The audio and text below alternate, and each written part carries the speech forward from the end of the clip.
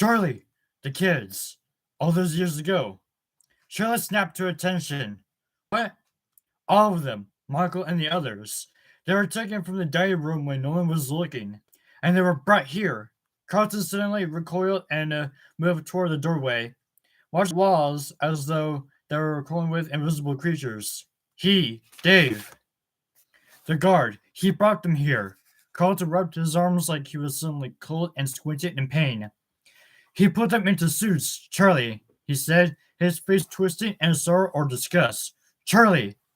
He stopped abruptly, a faraway look in his eyes. They are still here. How do you know that? Charlie said in such a soft whisper that she was almost inaudible. Carlton motioned toward the far corner of the room. Charlie looked. A yellow Freddy costume was propped against the wall. The costume all fitted together as if he were about to walk on stage for a show. That's the one. That's the bear I remember from the other restaurant. Charlie clasped her hand over her mouth. The other restaurant? Carlton looked puzzled. I don't understand. Charlie's gaze was still fixed on the yellow costume. Carlton, I don't understand. Her tone was urgent. Michael. Charlie stared at him. Michael? What do you mean? She said in a low voice. I know how it sounds, he said, and then his voice dropped to whisper. Charlie, I think it's Michael in that suit. I still can't get this thing out. John sighed in frustration and rubbed his hands. The lock was leaving harsh, red imprints on his fingers. Jessica murmured something sympathetic, but she did not make her eyes off the screen. I can't see anything, she burst up for a moment. The radio squawked and then Marla's voice came, calling to them from the control room at Pirates Cove. Both of you be quiet and don't move. They froze, hunting down in their places. Jessica looked at John, a question in her eyes, but he shrugged, and at a loss she was. Something thudded against the door. John jumped away, almost falling. Marla? Jessica said with a pale expression. Marla, that's you right there, right? The thud came again, more powerful than before, and the door shook under it. What is that, a sledgehammer? John whispered hoarsely. The door pounded in again and again. Dents appeared in the metal door, which had looked so solid. They huddled back against the control panel with nothing to do but watch. Jessica grabbed the back of John's shirt, knotting the cloth between her fingers, and he did not shake her away. The door rocked in again, and this time a hinge unfolded slightly, exposing a thin crack between the door and the frame. The door still held, but it would not hold for long. John felt Jessica's fingers tighten on his shirt. He wanted to turn and give her some kind of comfort, but he was mesmerized, unable to look away. He could almost see through the little open space, and he craned his neck. Another blow came. The crack whitened, and on the other side he saw eyes peering in, calm and expressionless. Get out! Get out! Marla shouted, waving her hands at the security monitor as if John and Jessica could see her, as if it would do any good if they could. Lamar had both hands clumped over his mouth, his eyes wide, and Jason was sitting on the floor, waiting nervously as though an attack on their own door might begin at any moment. The monitors were dark, but it was clear that something large was looking in from the main stage, a black static shape that prowled back and forth, momentarily blocking the entire entrance. Marla, Lamar whispered, hoping to quiet her. Marla, look! He pointed to the monitor showing Pirates Cove, just outside the door. Marla looked over his shoulder at the other screen. The curtain was pulled back and the space was completely empty. The out of order sign hung perfectly straight across the platform untouched. The lock. We didn't, Marla said feebly, realizing how the magnitude of their mistake. Marla turned to Jason and then let out a panicked whimper. The door behind him was slowly opening. Shh! Lamar quickly flipped a small switch, killing a light in the control room and backed against the wall next to the door. Marla and Jason mimicked his motions, flattening themselves against the wall across from him. The monitors still flickered with static, illuminating the space in a oscillating grays in the essential flash of light. The small door creaked outward in an excruciating pace, a gaping black void widening until the door stopped fully open. Marla, a static-laced voice called from somewhere on the floor. Lamar shot out his foot across the narrow carpet, trying to catch the walkie-talkie. Shh, shh. Marla closed her eyes, playing in her mind for Jessica to stop talking. Marla, where are you? Jessica's voice called again. Lamar managed to flip the walkie-talkie onto its side, and with a click, it went silent. He didn't know if he had just laid a battery out of place or somehow managed to flip the switch, but it didn't matter. There was nowhere to hide in the entire room. The ceiling was too low to stand, and even with their backs against the wall, their legs stretched under the doorframe. The ledge under the door was high enough to hide their legs from anything outside, but not from anything that managed to get in. As one, they stopped breathing. The room was no longer empty. Something was entering the space. As they pressed forward into the room, they saw a snout and the scratchy gloss of two unblinking eyes staring straight ahead. The monstrous head threatened to fill the room. Foxy, Jason's mouth making no sound. The plastic eyes clicked left and right with unnatural emotions, searching but not seeing. The jaw twitched as though about to open but never did. The dim light from the monitors gave his face a reddish hue, giving the rest of him shrouded in darkness. His head slowly moved backward, his ears moving up and down at random, programmed as if an afterthought a decade before. As Foxy backed away, his eyes thrashed back and forth, Wanda partially hidden under a rotting eye patch.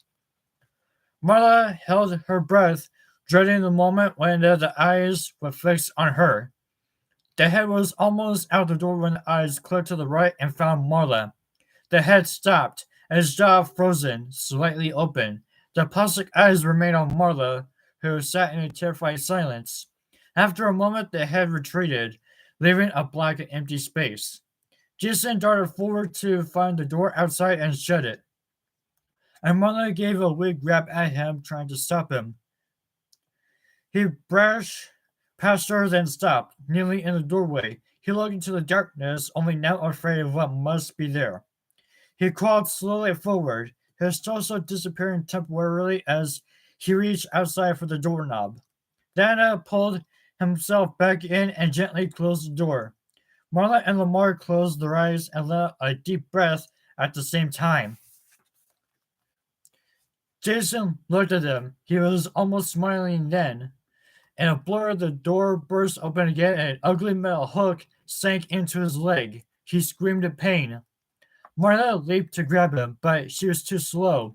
She watched helplessly as Jason was dragged through the doorway. Marla, he cried, clawing futilely at the floor, and she howled in despair as he was taken from her again. Nothing visible ahead of his assailant but the awful glimmer of the hook. Marla dove toward the door after him, falling to her knees and crawling toward the thing. But Lamar grabbed her shoulder and yanked her back, taking hold of the door. Before he could pull it shut, it was ripped from his hands with an inhuman strength. Suddenly, Fox was there before them, coming inside. He was full of life, a different creature, and he turned to look at Marla, his silver eyes appearing to comprehend. His face was a canine rictus. The scrappy orange fur insufficient to cover up his skull. He looked between them, returning his ghoulish smell first on Lamar, then on Marla. His eyes flared and dimmed, and he snapped his jaws with a sound like something breaking. They stared, backed up against the control panel, and then Lamar realized suddenly what he was looking at. He can't fit all the way in, he whispered. Marla looked. It was true. Foxy's shoulders were jammed in the doorway. His head is the only part he could wedge through the door. Lamar lunged forward and kicked the animatronic, braced himself against the wall and striking out with his foot 3 times before Foxy gave a low whine, a sound of more machine than animal, and slunk back into the dark. Lamar snapped the door shut behind him and slid the dimple into place. They stared at each other for a long moment, breathing hard. Jason! Marla screamed. Lamar put his arms around her. She let him hug her, but she did not cry, just closed her eyes. What do you mean it's Michael in the suit? Charlie said softly, as if she might be talking to someone who had got mad, while also desperate to hear the answer. Carlton looked at the yellow bear for a long moment, and then he turned back to Charlie. His face was calm. He opened his mouth to speak, and Charlie put a finger to her lips. Something was coming. She could hear footsteps out in the hall, moving toward them, deliberate, heavy steps. The approach of someone who did not mind if anyone heard. Charlie looked wildly around the room and spotted a pipe in the corner. She grabbed it and hurried to stand behind the door, where whoever opened it could not see her. Carlton picked up the torso as though to use it as a weapon somehow. He looked confused, like he was not thinking clearly. Don't, Charlie warned in a low voice, but she was too late. Something snapped inside the suit. Charlie Carlton, dropped it and stepped back, a shimmer of blood on his hand. Are you okay? Charlie whispered. He nodded and then the door not opened. Dave appeared in the doorway, his head held high and his face grim. It should have been imposing, but he just looked like a man walking through a door. Now you've done it, he announced to the room in general. Then his eyes lit at Carlton, unfettered. His face darkened, but before he could move, Charlie raised the pipe high, stepped forward, and swung it down on his head without a sickening thump. Dave turned, shock on his face. Charlie lifted the pipe, ready to attack again, but the man just stumbled backward against the wall and dropped into a sitting position. Carlton, come on, Charlie said urgently, but he was looking down at his injured hand. Carlton, are you hurt? No, he said, shaking off his reverie and wiping his hand clean with his black shirt. Come on, Charlie said firmly, taking his arm. Come on, we have to get out of here. I don't know how long he'll stay out. You're awfully calm from just having not going out cold, she thought wearily. They crept out into the empty hallway, lit only by the dim glow of light from the other rooms. Charlie hustled them through the swinging doors to the kitchen, where the dark was total. The air was thick with a blackness that was almost tangible. It was as if they had been swallowed. She turned to look at Carlton, but only the faint sound of his breathing told her that he was still beside her. Something touched her arm, and she shifted a scream. It's just me, Carlton hissed, and she let a sigh. Let's just make sure that we aren't being followed. Then we can find others and get out of here, she whispered. Charlie glanced back at the door and the last spots of light picking under it. She scooted herself a little closer to it and got her feet to peer through the round window, careful not to touch it. What do you see? Carlton whispered. Nothing. I think it's safe. Just as she finished speaking, a form passed by, darkening the window. Charlie jumped back, almost falling over Carlton. They stumbled forward, rushing to get away from the door. Suddenly, 2 beams split the darkness, illuminating the room in a harsh yellow light. Chica loomed there, almost on top of them. She stretched up to her full height, growing taller still. She must have been hiding here all along, Charlie thought. The dark recess of the kitchen could be hiding anything. Chica looked at both of them and turned, the beams of light shifting dizzyingly as her eyes snapped mechanically from one side to the other. Then she paused, and Charlie grabbed Carlton's arm. Run, she screamed, and they took off. Leaping around the prep table, the metal furniture clattering as they rushed clumsily past it. Behind them, Chica's steps were long and slow. As they reached the door, and they burst out into the hall and ran for the main dining room. John and Jessica were silent, listening to the clamor outside. John was resting his hand on the door of the control room.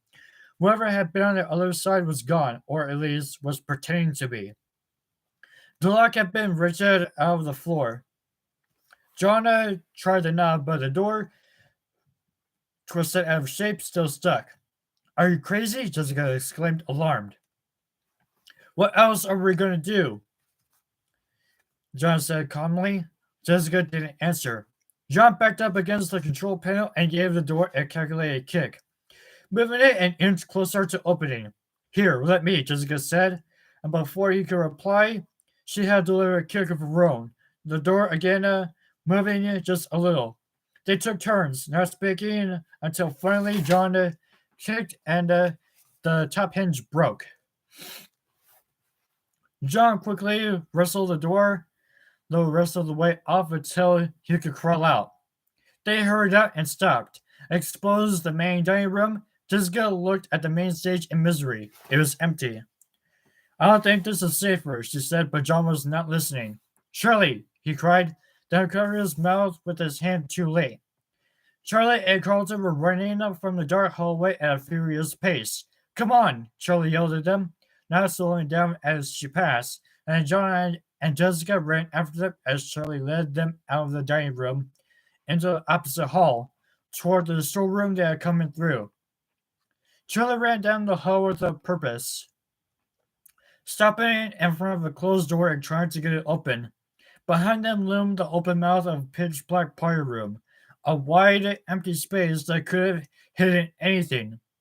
John turned his back to the group, keeping an eye on the abyss. Is it locked?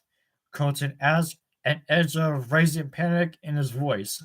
No, just stuck, Charlie said. She forced it and the door popped open. They hurried inside, John lingering until the last moment, his eyes still on the darkness behind him. When the door was shut, Charlie reached for the light switch by the door, but John put a hand on her arm. Don't turn on the light, he said, looking back for a moment. We had enough light. Let your eyes adjust.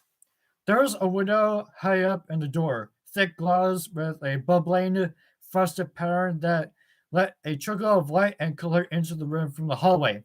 Right, Charlie said.